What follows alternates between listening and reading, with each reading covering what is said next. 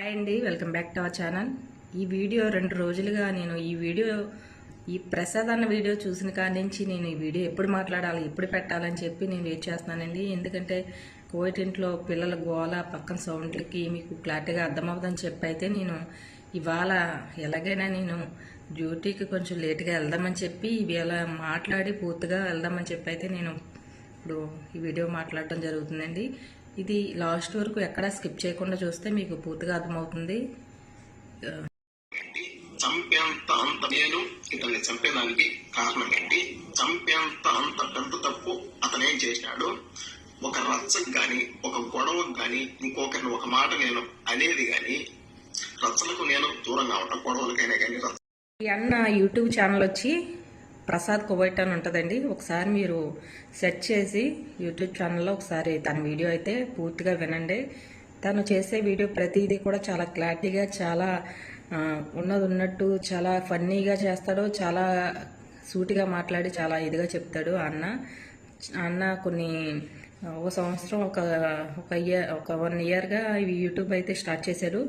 అది బాగానే ఇప్పుడు బాగా రన్ అవుతుంది. కానీ ఇంత ఫన్నీగా చేసే అన్న ఒకేసారి ఈ వీడియో చూసి నేనైతే చాలా అంటే చాలా షాక్ అయిపోయానండి. మొన్న నైట్ ఈ వీడియో చూసాను. అప్పటి నుంచి ఏదో మాట్లాడదాం, చెప్దాం, ఖచ్చితంగా చెప్పాలి ఆయన బాధ అని చెప్పి నేను అయితే అనుకుంటున్నానండి. ఇప్పుడు ఈ కోవిడ్కి వచ్చే ప్రతి ఒక్కరు కూడా, ప్రతి ఒక్కరింట్లో ఆడపిల్ల అనేది ప్రతి ఒక్క ఇంట్లోనే ఉంటుంది. ఆడపిల్ల ఉన్న వాళ్ళే ఖచ్చితంగా ఈ కోవిడ్ అనేది ఖచ్చితంగా వస్తారు. ఎందుకంటే వాళ్ళు రేపొద్దున్న వాళ్ళ భవిష్యత్తు కోసం, వాళ్ళకి చదివించడం కోసమైనా, పెళ్ళిళ్ళు చేయడం కోసమైనా, దేనికైనా ఆడపిల్ల ఉన్న వాళ్ళు ఖచ్చితంగా ఈ గల్ఫ్ కంట్రీలు రావాల్సిందే. అలాంటప్పుడు మన ఫ్యామిలీ వాళ్ళు చూసుకొని మనమైతే మంచి వాళ్ళు, వీళ్ళు బాగా చూస్తారని చెప్పి అయితే మనం వాళ్ళ దగ్గర వదిలిపెట్టి వస్తామండి. అలాగా వీళ్ళు భార్య ఇద్దరు, వీళ్ళు ఒకరు వస్తే ఒకరు చూస్తారు. భార్య వస్తే కనుక భర్త చూస్తారు, భర్త వస్తే కనుక భార్య చూస్తుంది పిల్లల్ని. కానీ వీళ్ళు ఇద్దరు ఆ పిల్ల కోసం, ఆ పిల్ల భవిష్యత్తు కోసం ఇద్దరు వచ్చి కష్టపడదామని చెప్పి ఇద్దరు వచ్చారండి భార్యాభర్తలు. ఆ పాపని వీళ్ళ భార్య అమ్మ దగ్గర అయితే వదిలిపెట్టారంటండి. వదిలిపెడితే వాళ్ళ అమ్మగారు కూడా ఆర్థిక పరిస్థితుల వల్ల కోవిడ్కి రావాలనుకున్నారు. వాళ్ళ అమ్మగారు ఏం చేశారంటే, ఇప్పుడు ఈ పాప ఎవరైతే ఉందో వాళ్ళ అమ్మగారు చెల్లెలు, అంటే పాపకి పిన్ అవుతుందండి. ఈ ప్రసాద్ గారి మరదలు ఇంటికాడైతే ఆ పాపని వదిలి అక్కడ ఉంచి, అక్కడ సేఫ్టీగా ఉంటుందని వాళ్ళకి కొంచెం నమ్మారు కాబట్టి అలా అయితే అక్కడ పెట్టడం జరిగిందండి. వాళ్ళ ఇంట్లో వదిలిపెట్టి వీళ్ళ అమ్మగారు అయితే కువైట్కి వచ్చారు. అందరూ ఇప్పుడైతే కువైట్లో ప్రస్తుతానికి ఉంటున్నారు. అయితే ఎవరైతే ఈ ప్రసాద్ గారు మరదలు ఉందో వాళ్ళ మామగారు, మీకు ఫోటో చూసే ఉంటారు, నేను డిస్ప్లే మీద కూడా ఇస్తాను ఫోటో. ఆయన వయసుకి ఆయన చేసిన దానికి ఎక్కడ కూడా సంబంధం లేదండి. అయితే ఆయన ఏం చేశాడంటే, ఒకరోజు నైట్ ఆ పిల్ల బట్టలన్నీ తీసేసి చాలా అసభ్యకరంగా ప్రవర్తించి, చాలా ఎక్కడ పడితే అక్కడ చేతులేసి, చాలా అంటే చాలా నీచంగా క్రూర మృగంలా అయితే ప్రవర్తించాడంటే అమ్మాయి విషయంలో. నోరు గట్టిగా అరుస్తుంటే నోరు మూసేసి చాలా ఇదిగా అంటే చాలా దారుణంగా అయితే చేయడం జరిగింది. చేయడానికి అనుకున్నాడు, కానీ పాప ఒకేసారి అరడంతో బుజ్జమ్మ అంటండి, ఇలా మరదల పేరు, ప్రసాద్ గారి మరదల పేరు బుజ్జమ్మ. ఆమె పేరు ఒకేసారి అరడంతో ఆమె బయటకు వచ్చేటప్పటికి వదిలేసి ఉంటే, అప్పుడైనా ఎవరైతే ఈ ప్రసాద్ గారు ఉన్నారో వాళ్ళ మరదలు వాళ్ళ ఆయన అప్పుడే ఆయన్ని నిలదీసి 4 పీకి, ఏంటి నువ్వు చేసిందేంటి, నీ వయసు ఏంటి, ఆ పిల్ల వయసు ఏంటి అని చెప్పి ఆ రోజే వాళ్ళు పీకి ఉంటే ఆయన సైలెంట్ అవుతుడు. మరి ఆయన బుద్ధి ఆయన తెలుసుకుందరు. కానీ వాళ్ళు ఆయనకి నచ్చ చెప్పకుండా, ఆయనకి బుద్ధి చెప్పకుండా ఈ పాపని ఏం చేశారంటే, పాపని బెదిరించి నువ్వు ఎక్కడ చెప్పొద్దు, ఎక్కడ చెయ్యొద్దు అని చెప్పి బెదిరించి, ఆ మరుసటి రోజే ఈ కువైట్లో ఉన్న ప్రసాద్ గారు వాళ్ళ వైఫ్కి ఫోన్ చేసి, ఇలాగా మీ అమ్మాయికి మా ఇంట్లో సదుపాయం లేదు, మీ అమ్మాయిని వచ్చి తీసుకెళ్ళిపో అని చెప్పి అయితే చెప్పడం జరిగిందంట. అయితే వీళ్ళ ప్రసాద్ గారు ఎవరైతే ఉన్నారో వాళ్ళ వైఫ్ని అయితే ఇంటికి పంపించారండి. ఇంటికి పంపించి వాళ్ళ భార్యని ఇంటికైతే పంపించి ఆ పాపనైతే తీసుకొచ్చే మన ఇంట్లో పెట్టుకుందాం, మనమే చూసుకుందాం అని చెప్పి వీళ్ళ వైఫ్ని అయితే ఇంటికి పంపించేశారు. ఆ పాపనైతే తను తీసుకొని ఇంటికి వెళ్ళి ఏం జరిగింది, వాళ్ళు ఏం గొడవలు పడుతున్నారు, అసలు ఏంటి ఏమైంది అని చెప్పి ఈ తల్లి ఆ పిల్లని అడగడంతో ఆ పిల్ల అయితే ఇదంతా చెప్పిందండి. తాత ఇలా చేశాడు, నన్ను ఎక్కడ ముట్టుకున్నాడు, అక్కడ ముట్టుకున్నాడు అని అయితే పాప అయితే మొత్తానికి వాళ్ళ అమ్మకి చెప్పిందండి. ఈ ప్రసాద్ గారికి కూడా పాప చెప్పడం జరిగింది. అయితే ఎప్పుడైతే ఇలా చెప్పారో వీళ్ళైతే పోలీస్ స్టేషన్కి వెళ్ళి కంప్లైంట్ ఇచ్చారు. కంప్లైంట్ ఇస్తే పోలీసులు కూడా ఎక్కడ పట్టించుకోలేదు.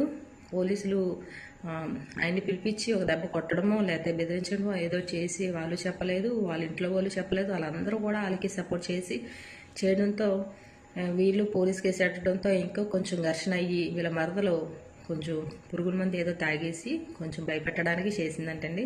ఆ తర్వాత వాళ్ళ వైఫ్ని నువ్వు బయట వెళ్ళడానికి వీల్లేదు, ఎక్కడికి వెళ్ళడానికి లేదు, ఈ అమ్మాయికి ఏమైనా అయితే నీ మీద కేసు పెడతామని అయితే వీళ్ళని బెదిరించారు. అసలు అన్యాయం జరిగిన వాళ్ళు పోలీస్ స్టేషన్కి వెళ్తే మళ్ళీ వీళ్ళ మీద పోలీస్ కేసు పెడతామని చెప్పి అయితే పోలీసులు కూడా చెప్పడం జరిగింది. తర్వాత మళ్ళీ బాగానే ఉంది, మీరు వెళ్ళిపోండి అని చెప్పి అయితే చెప్పారంటండి. తర్వాత వచ్చేసిన తర్వాత మళ్ళీ ఏదో కొంచెం డిస్కషన్ ఏదో జరుగుతుంది.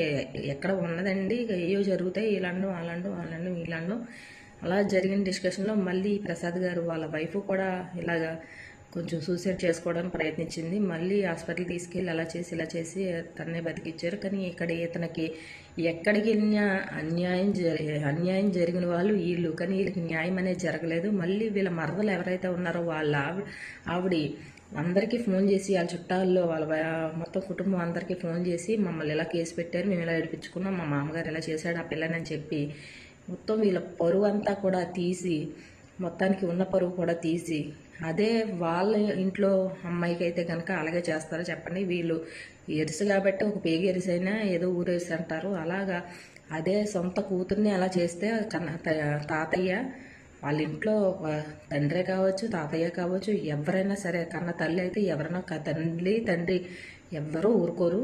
అదే వాళ్ళ పిల్లకి వస్తే కనుక వాళ్ళు అసలు ఊరుకోపోదురు, నలుగు పీకుదురు అతన్ని.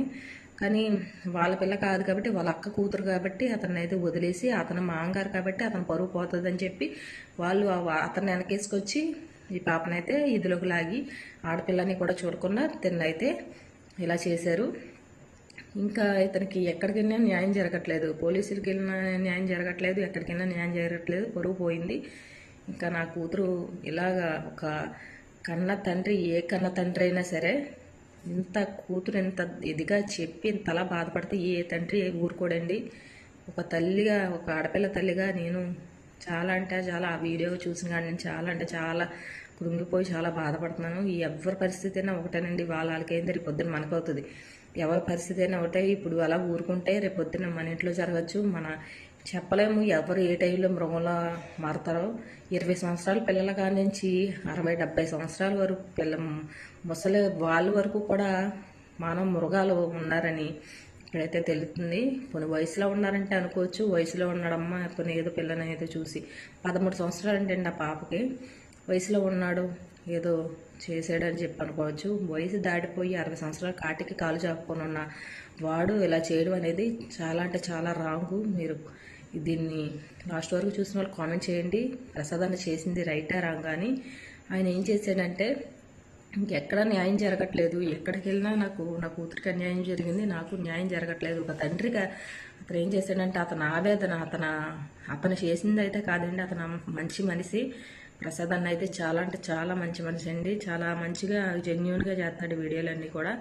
అతను ఇంకా తట్టుకోలేక ఏం చేయాలో తెలియక ఇంకొక రోజు 4 రోజులు సెలవు అడిగి కువైట్ని వెళ్ళి రావడానికి టికెట్ తీసుకొని 4 రోజులు సెలవు అడిగి వెళ్ళి అతన్ని చంపడం జరిగిందండి. చంపేసి మళ్ళీ కువైట్కి అయితే వచ్చేసారంట.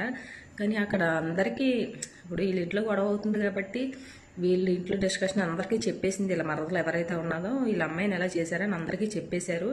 చెప్పిన తర్వాత ఈయన వెళ్ళి చంపిన తర్వాత ఖచ్చితంగా ఈయన మీద అనుమానం వస్తుంది వాళ్ళందరికీ కూడా. చంపారని తెలుసు కానీ ఎవరు చంపారో తెలియలేదు, కానీ ఖచ్చితంగా అనుమానం అనేది ఇతని మీద వస్తుంది. మరి ఏం జరిగిందో ఏంటో తెలియదు. ఇతను చేసింది అయితే 100% రైటేనండి.